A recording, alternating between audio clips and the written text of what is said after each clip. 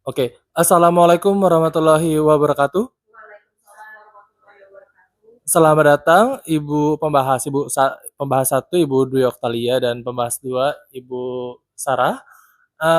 Perkenalkan nama saya Teddy Kuradi sebagai moderator pada acara hari ini, seminar membangun paradigma baru terhadap makna guru yang akan dipresentasikan oleh Saudari Inneke Stasia Vanella.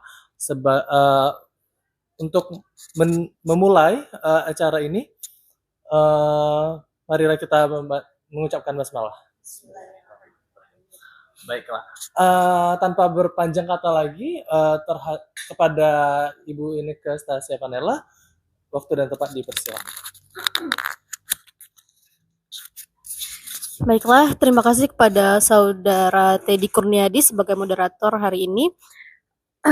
Dan sebelum memulai presentasi, saya juga ingin berterima kasih kepada rekan-rekan, pembahas, moderator, dan teman lain pihak-pihak yang telah membantu saya dalam seminar hari ini dan telah hadir pada hari ini. Baiklah, pada kesempatan kali ini izinkan saya mempresentasikan mengenai tugas akhir dari seminar PPG, yaitu bertemakan membangun paradigma baru terhadap makna guru. Perkenalkan, saya Inneke Stasia Vanella dari Prodi Bahasa Inggris Rumpun Bahasa. Baiklah, kita langsung masuk saja kepada materinya. Oke, jadi banyak sekali hal yang telah kita pelajari, yang telah saya pelajari, dan ya, pengalaman yang bermakna bagi saya selama menjalani perkuliahan PPG ini. Nah, terdapat salah satu mata kuliah yang juga menurut saya berpengaruh dalam terhadap perubahan makna guru sebelum dan sesudah melakukan perkuliahan selama PPG ini, yaitu mata kuliah pembelajaran sosial dan emosional atau PSE, dan yang juga kita kenal sebagai social emotional learning atau SEL. Nah, apa itu PSE? Menurut Elias dan kawan-kawan 1997-2006 mendefinisikan bahwa proses belajar sosial emosional atau social emotional learning adalah proses belajar mengenali dan mengelola emosi, menyelesaikan masalah, mengembangkan relasi sosial yang baik, dan dapat berempati, membuat keputusan yang tepat dan bertanggung jawab. Nah, dari apa yang saya pahami setelah mempelajari PSE ini, jadi pembelajaran di mata kuliah PSE ini sangat penting untuk kita pelajari, kita pahami, dan kita aplikasikan, karena terutama kita sebagai guru atau sebagai calon guru profesional, karena tentu saja kita telah kita ketahui bahwa dalam proses pembelajaran di kelas, jika lingkungan atau situasi kelas yang kondusif, yang aman, nyaman, lingkungan yang menyenangkan, interaksi sosial berjalan dengan baik, nah maka pembelajaran di kelas pun juga akan berlangsung dengan baik, dan juga tujuan pembelajaran yang akan kita capai, yang kita inginkan, kita harapkan akan mudah dicapai.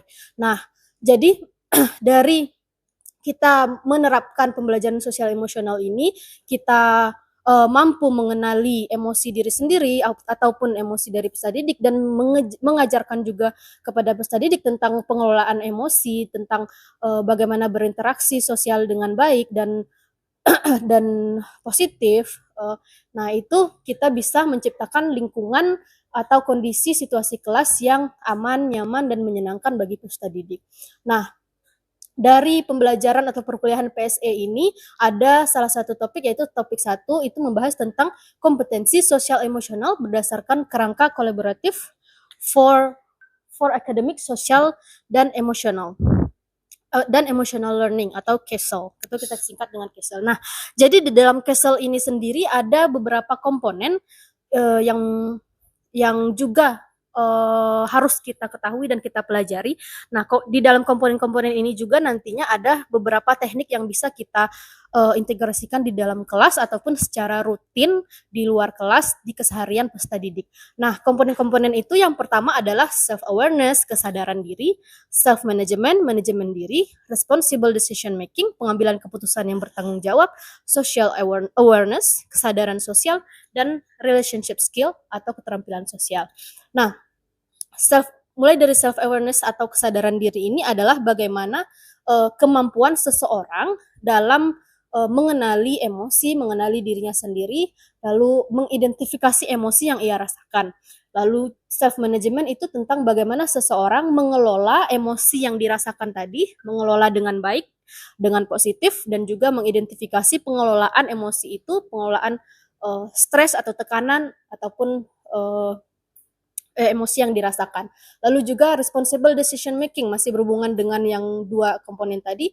Setelah kita mengenali emosi, mengelola emosi diri sendiri, dan itu selanjutnya adalah bagaimana kita mengambil keputusan yang tepat dan juga bertanggung jawab. Nah, dari pengambilan keputusan itu kita sudah memikirkan tentang konsekuensi yang akan terjadi terhadap keputusan yang akan kita ambil. Lalu social awareness, tentang kesadaran sosial.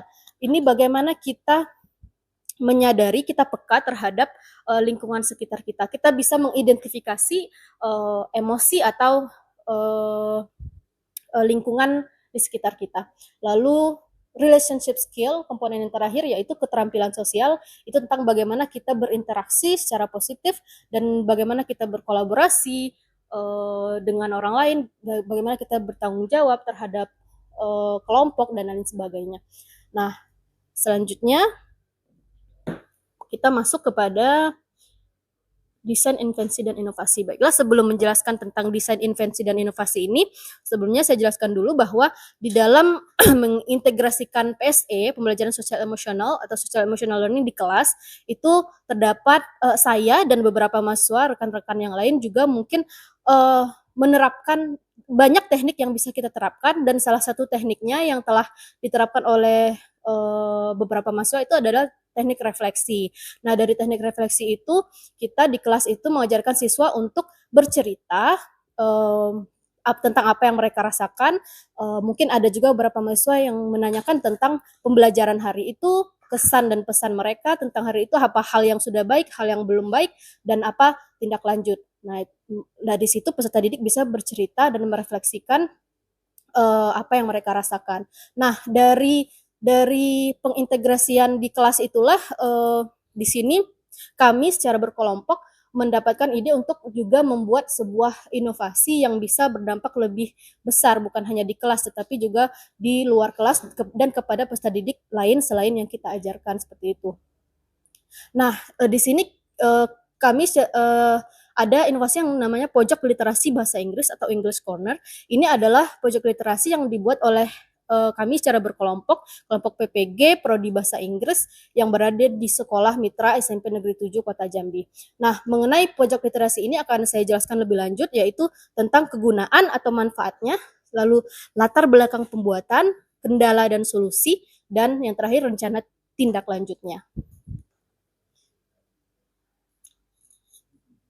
Oke, mengenai kegunaan atau manfaat dari pojok literasi bahasa Inggris ini, yang pertama itu adalah untuk memberikan ruang atau wadah bagi peserta didik. Nah, untuk memberikan ruang untuk peserta didik, ini bisa sebagai wadah untuk mereka berbagi cerita atau mengekspresikan apa yang mereka rasakan dan juga berkeluh kesah. Nah, ini tujuannya agar bisa mengurangi beban pikiran mereka dan mereka bisa lebih terbuka dan juga mereka bisa lebih ekspresif dalam memberikan pendapat, seperti itu. Lalu juga manfaat kedua yaitu mengintegrasikan PSE di dalamnya. Nah, untuk pengintegrasian PSE akan dijelaskan selanjutnya. Oke, di sini lebih spesifik gambarnya tentang mengintegrasikan PSE di dalamnya. Di sini di gambar pertama, how do you feel today, dan juga terdapat beberapa box yang juga ada emoji feeling di atasnya, ada happy, proud, tired, and worried. Di sini para peserta didik akan diminta untuk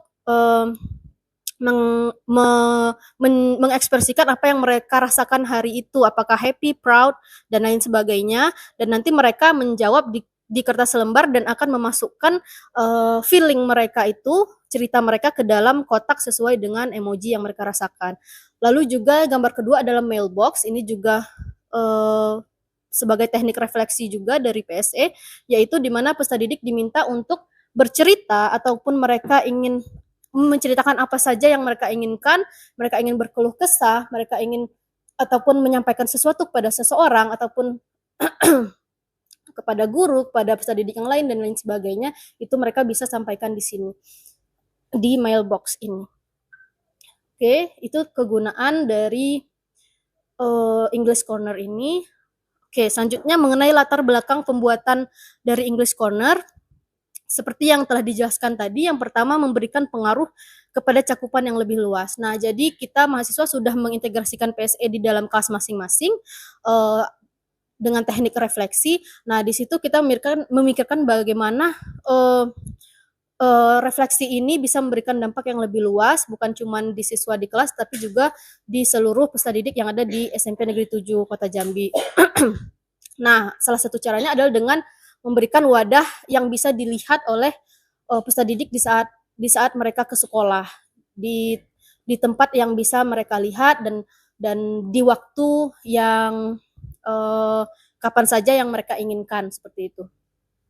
Nah, lalu juga latar belakang kedua pembuatan pojok literasi ini yaitu tidak tersedia pojok literasi bahasa Inggris di sekolah mitra, karena menurut hasil observasi kami secara berkelompok memang ada beberapa pojok literasi seperti mata pelajaran lain, agama, BK dan lain sebagainya, tetapi belum ada bahasa Inggris. Mungkin sudah ada dulunya tapi tidak dikembangkan atau bagaimana. Nah, di sini kita mempunyai ide untuk membuat pojok literasi bahasa Inggris, dan juga agar bisa mengembangkan kemampuan peserta didik dalam berbahasa Inggris, seperti itu.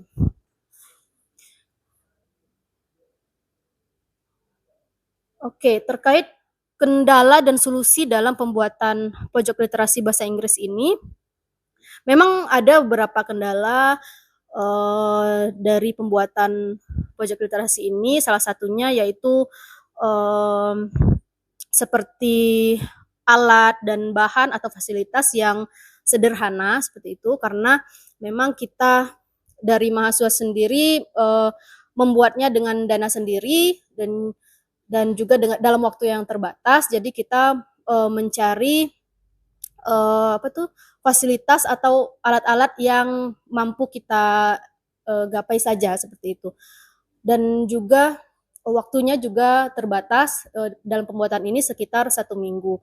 Lalu kendala lainnya juga kendala di tempat atau tempat yang mana tempat ini seperti kita lihat di gambar ini, box untuk madingnya ini, pojok literasinya tidak ada kacanya, kaca penutup. Jadi itu mungkin akan jika terjadi seperti ada angin dan sebagainya, itu bisa rusak seperti itu. Jadi kurang mumpuni seperti itu. Tapi kita berusaha semaksimal mungkin untuk membuat ketahanan lebih lama pada pojok literasi ini.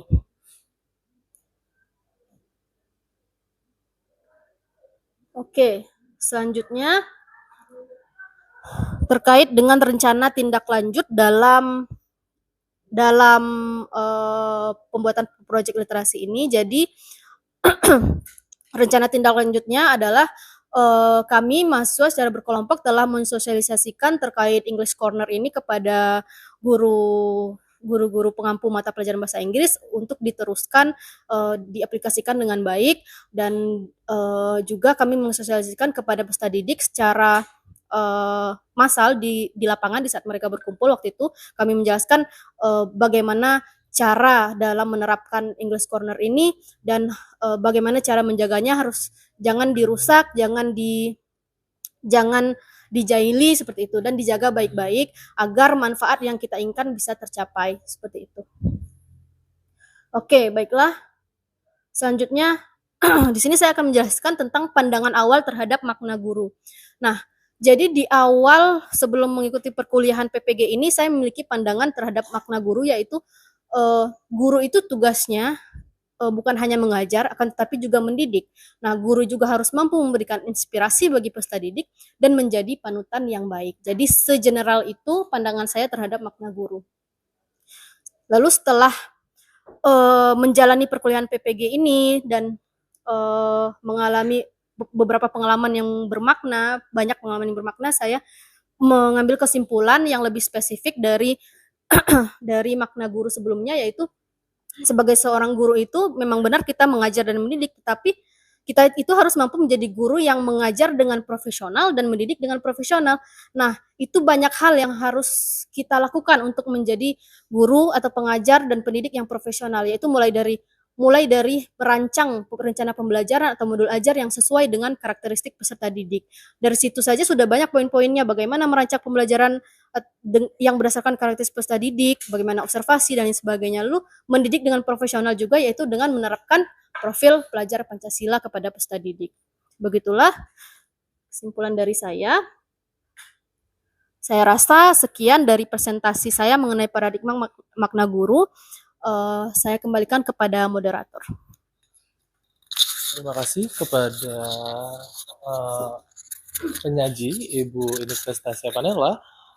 Ada satu hal yang saya garis bawahi adalah guru itu harus mengajar, tidak hanya mengajar dengan profesional, tapi juga mendidik dengan profesional. Maka dari itu diwajibkannya adanya pemahaman dan kesadaran diri untuk peserta didik, dan dan akhirnya dibuatlah sebuah desain inovasi supaya ada ruang yang cukup bagi peserta didik untuk mengungkapkan perasaan mereka, dan akhirnya diharapkan untuk menjadi lingkungan yang aman dan nyaman bagi peserta didik itu sendiri. Mengingatkan saya kepada pembelajaran yang sama di PSE, pembelajaran emosional di topik terakhir, yaitu menciptakan adanya school well-being, seperti itu. Untuk sesi selanjutnya, kita akan mengadakan tanya jawab dari pembahas 1 dan 2. Mungkin dari pembahas 1 terlebih dahulu, waktu dan tempat dipersilakan. Ya, baik. Baik, terima kasih kepada moderator.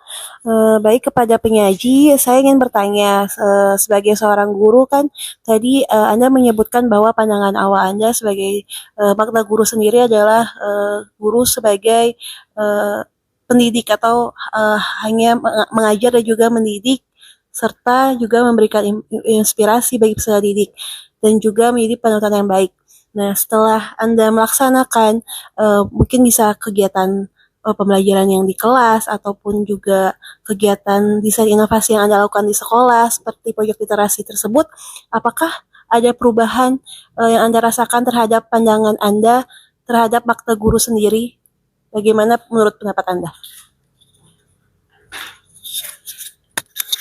Baiklah, Ibu Saraisyah sebagai pembahas 1, atas pertanyaannya apakah ada perubahan nih sebagai guru terhadap pembelajaran yang Anda lakukan setelah mata kuliah ini.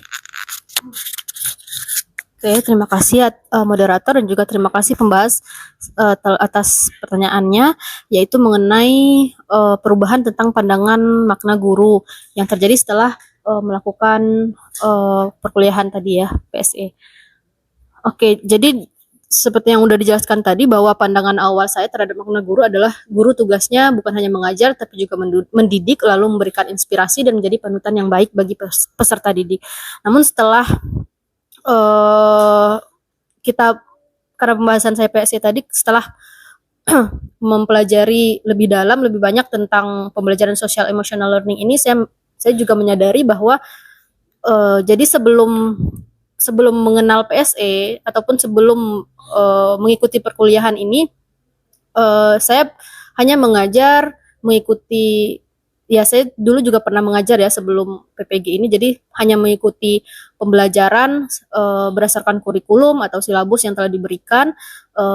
Saya mengikuti alur pembelajaran, dan tujuan saya hanya hendak mencapai tujuan pembelajaran dari rencana atau rancangan pembelajaran itu tercapai atau tidak, seperti itu. Nah, dari rancangan pembelajaran pun itu kan kebanyakan itu membahas di ranah kognitif siswa. Tetapi setelah mempelajari PSE ini ternyata kita tidak berada di tidak mengajarkan hanya di ranah kognitif saja seperti itu, dan juga tidak hanya di ran eh, di ranah afektif dan psikomotorik, tapi juga kita ini sebagai itu tadi kita bisa memberikan kita bisa menjadi fasilitator, kita bisa memberikan wadah ruang untuk peserta didik dalam bercerita dan lain sebagainya. Jadi kita tidak hanya mengajar secara teoritis atau materi saja yang diberikan, tapi juga dari pembelajaran sel ini saya belajar bahwa semua itu sangat berpengaruh kepada peserta didik. Bagaimana mereka mendapatkan pembelajaran yang baik, materi mereka bisa dapat cepat nempel di otak mereka jika keadaan atau situasi emosi mereka tidak stabil, atau lingkungan mereka, sosial mereka, interaksi mereka dengan guru ataupun dengan teman-teman yang lain itu tidak baik. Nah, jadi di sini peran kita untuk mengajarkan mereka bagaimana mengelola emosi mereka, dan juga bagaimana mereka agar bisa berinteraksi secara positif dan membuat kolaborasi dengan teman-teman dan bertanggung jawab kepada apa yang mereka lakukan dan kepada kelompoknya, seperti itu. Di situ saya belajar dari sel, dan juga terdapat seperti yang dijelaskan tadi, ada banyak teknik dalam sel, salah satunya refleksi. Nah, dari situ tadi juga menurut saya pengaruh dari PSE ini kepada pemaknaan guru bagi diri saya, yaitu pentingnya refleksi, bagaimana kita melihat apa yang dirasakan oleh siswa setelah pembelajaran. Nah, dari situlah saya juga memikirkan bahwa oh, ini bukan hanya kita bisa nih memberikan dampak yang lebih besar, bukan hanya siswa di kelas saya saja, tetapi juga bisa kepada seluruh peserta didik di sekolah tersebut. Nah, itulah yang membuat saya ingin membuat inovasi, yaitu mengintegrasikan refleksi yang bisa mewadahi atau menjadi ruang bagi peserta didik untuk bercerita dan berkeluh kesah, yaitu dengan membuat pojok literasi itu. Nah, jadi setelah mempelajari social emotional learning ini, pandangan saya yang awalnya mengajar, mendidik, menjadi lebih spesifik, bahwa mengajar itu banyak hal yang bisa mempengaruhi dari pembelajaran yang kita lakukan. Salah satunya itu adalah kondisi sosial, mental, kondisi psikologi peserta didik. Nah, itu kita pelajari dalam sel ini. Saya rasa demikian penjelasan tentang jawaban dari pembahas 1. Mungkin buat dapat kita simpulkan ya, apa yang dimaksud dengan penyaji, bahwa sebelumnya menurut penyaji adalah pembelajaran itu hanya fokus pada alur pembelajaran seperti rencana pembelajaran, silabus, dan sebelumnya hanya berfokus pada ranah kognitif peserta didik. Akan tetapi pada saat ini pembelajaran kita sebagai guru itu tidak hanya batas itu saja, tapi juga sebagai fasilitator bagi peserta didik untuk keadaan sosial emosional mereka, seperti itu. Bagaimana dengan pembahas? Apakah ada sanggahan ataukah sudah cukup jelas? Baik. Untuk pertanyaan kedua, mungkin kita akan beralih ke pembahas kedua, Ibu Dwi Octalia. Waktu sudah dapat dipersilakan. Baik, terima kasih saudara moderator. Boleh saya lihat di bagian pojok literasi tadi, saudara penyaji? Mungkin nggak? Ya di sini. Nah, jadi ini kalau saya lihat ada beberapa penerapan sel ya di dalam pojok literasi. Yang pertama sepertinya di situ ada beberapa ekspresi yang digambarkan atau divisualisasikan dengan beberapa gambaran kartun. Nah, di situ kira-kira yang dituliskan di situ adalah emoji ya, emosional. Oke, emotionnya. Nah, kemudian ada juga mailbox. Tadi katanya termasuk nanti di situ si peserta didik akan merefleksikan perasaannya atau ya membagikan perasaannya lah di dalam mailbox tersebut.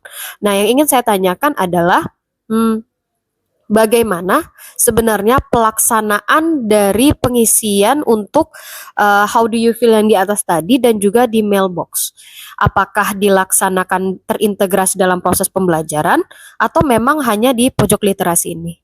Saya rasa sekian, terima kasih. Baik, terima kasih Ibu pembahas 2, Ibu Dwi Aftalia. Saya rasa pertanyaannya sudah cukup jelas, jadi saya tidak perlu untuk kembali menjelaskan kembali. Boleh langsung kepada penyaji. Baiklah, saya akan mencoba menjawab terkait dengan pelaksanaan proses pelaksanaan tentang pojok literasi ini, bagaimana penerapannya dan aplikasinya.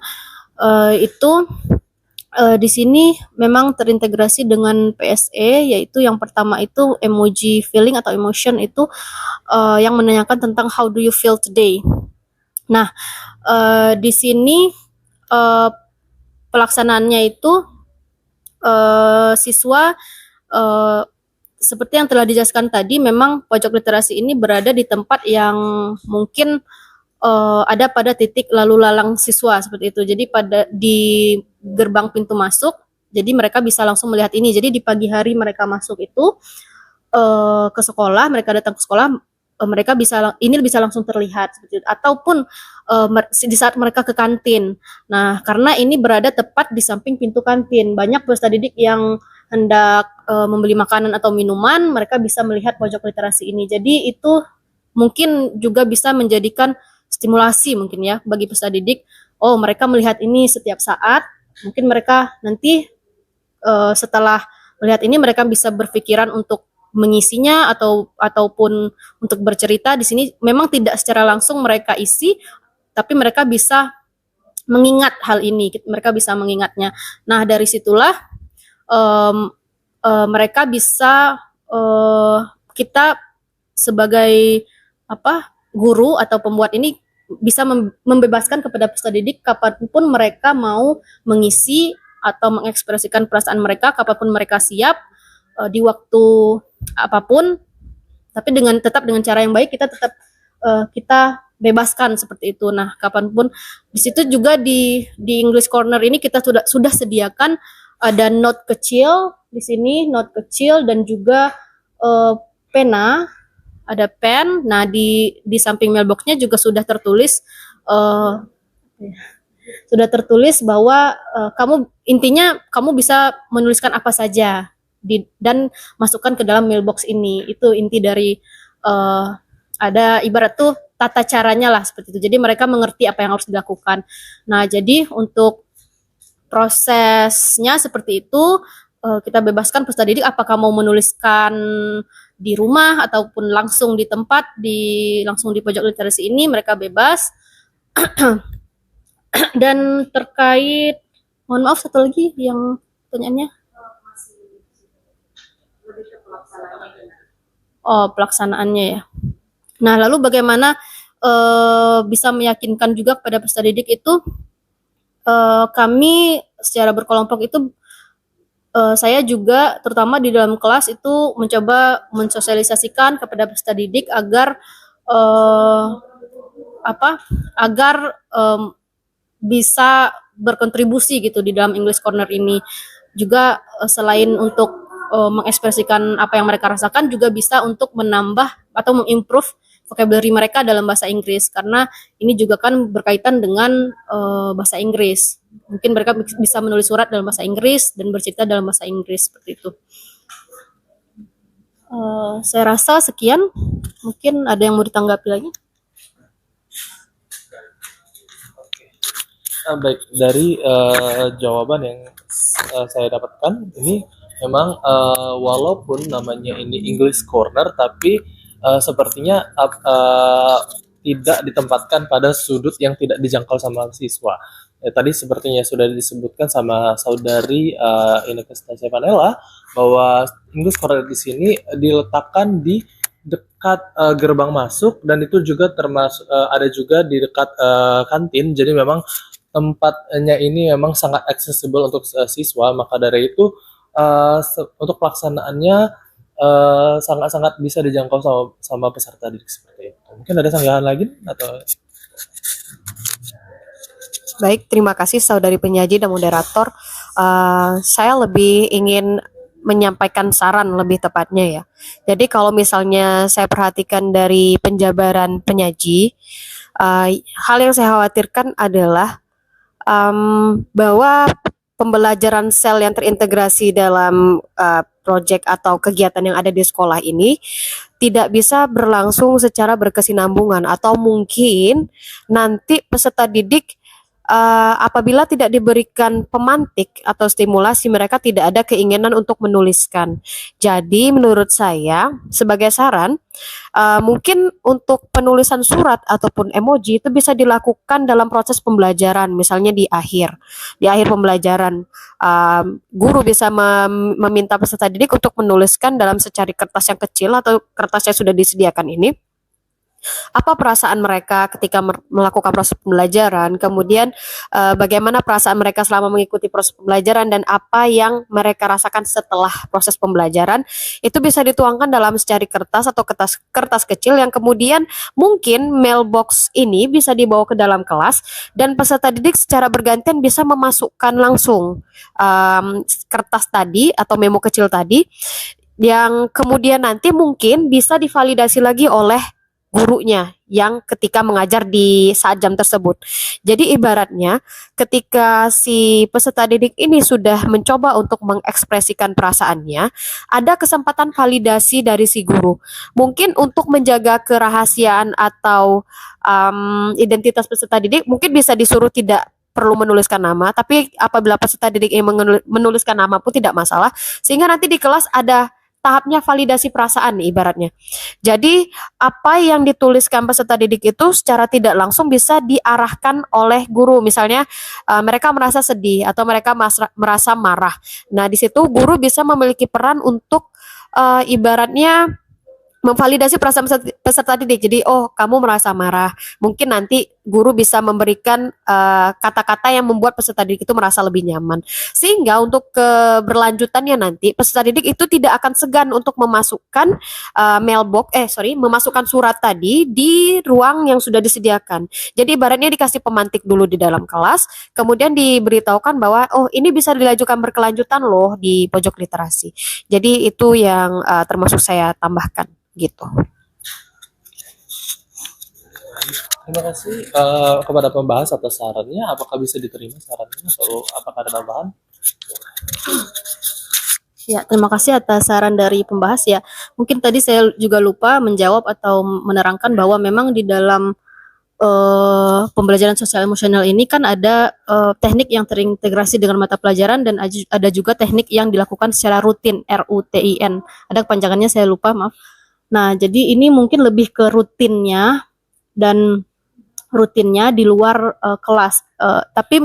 Tapi memang benar kata pembahas tadi bahwa refleksi itu dan sebaiknya memang dari cerita atau keluh kesah dari peserta didik itu memang ada validasi dari kita sebagai guru agar ada tindak lanjut dan ada timbal balik gitu, ada motivasi yang kita berikan, ada sesuatu yang bisa didapatkan oleh peserta didik seperti itu. Jadi sangat ya benar dan terima kasih atas sarannya, itu mungkin bisa jadi tindak lanjut ya. Jadi intinya kita mengintegrasikan dua-duanya. Ada yang terintegrasi dengan mata pelajaran di dalam kelas yang divalidasi dan juga di rutin ini mungkin kita akan memikirkan juga untuk bagaimana memvalidasi perasaan semua dari peserta didik di luar kelas tersebut seperti itu. Ya. Baik, terima kasih sebagai penyaji. Jadi dari saran yang diberikan oleh pembahas adalah mungkin hal ini bisa menjadi rencana tindak lanjut untuk penyaji di kemudian hari. Apakah ada lagi pertanyaan atau bagaimana? Atau sudah cukup? Jika sudah cukup, mungkin kita bisa menutup acara ini. Tapi sebelum itu mungkin saya bisa memberi conclusion dulu bahwa dalam pembelajaran ini, kita sebagai guru tidak hanya tadi saya sebutkan kembali, tidak hanya berperan sebagai fasilitator ranah kognitif saja untuk peserta didik, tetapi juga kita juga punya peran sebagai orang tua, sebagai teman, sebagai guru ya pastinya, yang bisa menjadi wadah untuk peserta didik sebagai simply just say sebagai teman curhat, ataupun supaya kitanya juga sebagai guru bisa lebih paham, karena sebagai guru kita juga harus empathize dalam pembelajaran design thinking. Dan dengan adanya ini kita harapkan kita sebagai guru tuh lebih paham tentang perasaan peserta didik dan akhirnya bisa membuat sebuah lingkungan yang nyaman untuk mereka. Akhir kata saya akhiri dengan wabillahi taufiq wal hidayah. Wassalamualaikum warahmatullahi wabarakatuh.